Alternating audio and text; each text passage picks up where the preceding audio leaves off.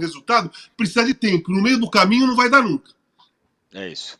Agora, Arnaldo, se o Cruzeiro que está caindo, despencando de maneira vertiginosa, tem alguém que sobe de maneira espetacular. E é o Corinthians, classificado oficialmente para a Libertadores. Ninguém conseguia pensar nesse negócio há um mês atrás. Não, vamos para a Libertadores. Parecia um delírio. E tá lá, o Corinthians está classificado para a Libertadores. Foi ajudado pelo Palmeiras, né? A vitória do Palmeiras ajudou o Corinthians nessa classificação. Em contrapartida, o Diego Garcia conta aqui no UOL hoje que o Corinthians tem pelo menos 94 milhões em bloqueios judiciais e multas imediatas para pagar que ameaçam aí as contas bancárias. Entre as dívidas estão débitos por acidente de Kombi, plantio de árvores, contrato da PixBet, empréstimos, comissões de empresários e tal. Tem dívida com os empresários André Cury e com Carlos Leite, que soma 40 milhões. São os dois Corinthians, o que a torcida enlouquece no campo, porque ganha, tá jogando bem, e o outro, mas tá na Libertadores. Quem é que tá feliz hoje, o São Paulino ou o corintiano? O corintiano, né? O resultado do campo ele é imperativo, né? Agora, eu não fazem parte do mesmo CNPJ, digamos assim, Esporte Clube Corinthians Paulista, né? O clube e o time, né? E a estratégia do clube esse ano foi, claramente, investir tudo no time, inclusive pagando religiosamente, antecipando 13º, férias, não sei o que lá, e para os outros credores, dane-se. Né? Foi mais ou menos a estratégia. Daqui a pouco, daqui a 3 dias, acaba o campeonato, acaba a participação do Corinthians, o Corinthians vai jogar a pré-Libertadores. Então, o Corinthians vai jogar, Tironi, a pré-Libertadores. Né? Claro que para quem correu o risco, emendar 8 vitórias e chegar na pré-Libertadores é um excelente final de ano, esportivamente falando. Mas convenhamos que para o nível de investimento do Corinthians na sua equipe, no mínimo era jogar a pré-Libertadores. E ele conseguiu o mínimo. A pré-Libertadores não é uma garantia. Ele pode ter o Bahia ou até mesmo o Cruzeiro, que a gente está descascando aqui, né, no caminho. E pode ter, por exemplo, o Boca Juniors da Argentina, que hoje estaria na pré-Libertadores. Pode ter um cruzamento desse no sorteio. E a pré-Libertadores, que o Corinthians conhece bem, foi um dos primeiros a sofrer com isso lá com o Tolima, quando ele tinha um timão também, né? Foi eliminado pelo Tolima. A pré-Libertadores ela é uma armadilha, ela é traiçoeira.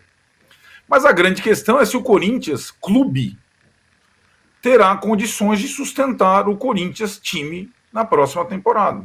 Né? As coisas não são completamente independentes como quer fazer parecer o Augusto Melo, o presidente, que tem um apoio muito forte das arquibancadas, sobretudo das organizadas, e dos resultados que o time vem conseguindo dentro de campo.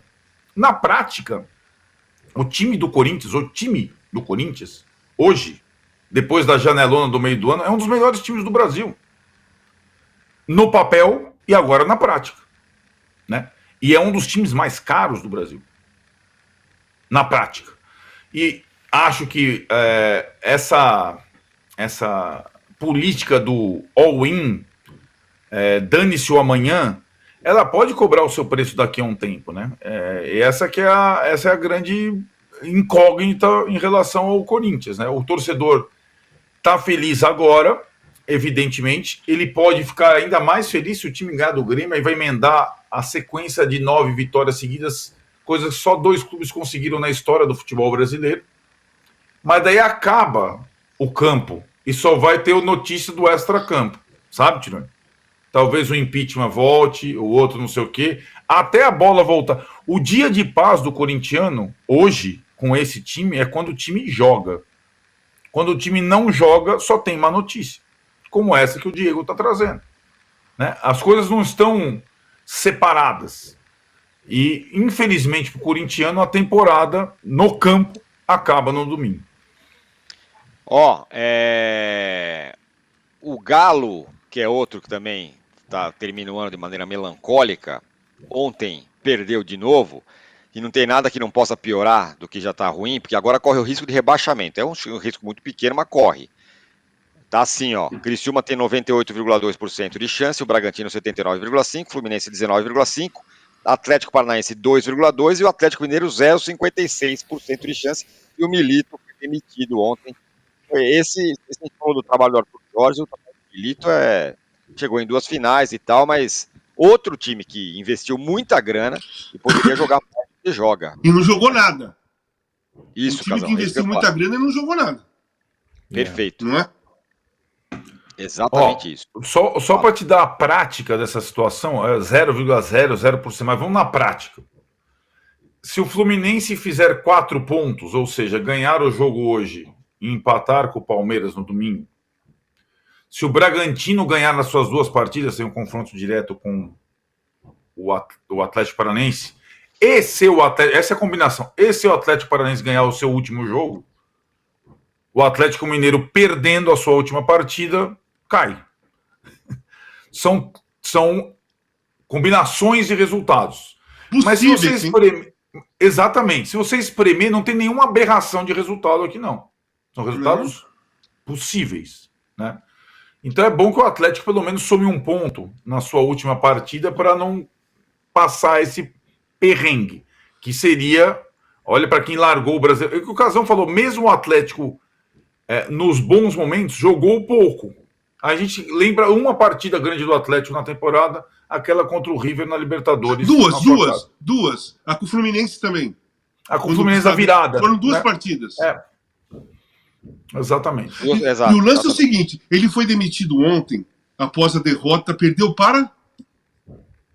Pro Vasco. Perdeu pro Vasco.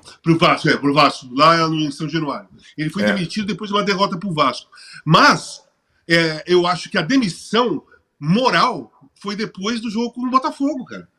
Você jogou um jogo inteiro, uma final de Libertadores com um jogador a mais, e o treinador adversário, sem mexer no time, te deu um nó. Que foi o Arthur Jorge. O primeiro tempo, com 10, o Botafogo fez 2-0. O cara não sabia o que fazer com um jogador a mais. Ele continuou com 2 volantes marcadores, 3 zagueiros, por um tempo inteiro. Um tempo inteiro. E o adversário com 10 deu um nó. Ali, lá no final, né? 3-1, quando foi 3-1 no final, já era uma demissão moral. Perfeito, Casão. Eu gostei dessa expressão. Era uma demissão moral ali, porque você perdeu.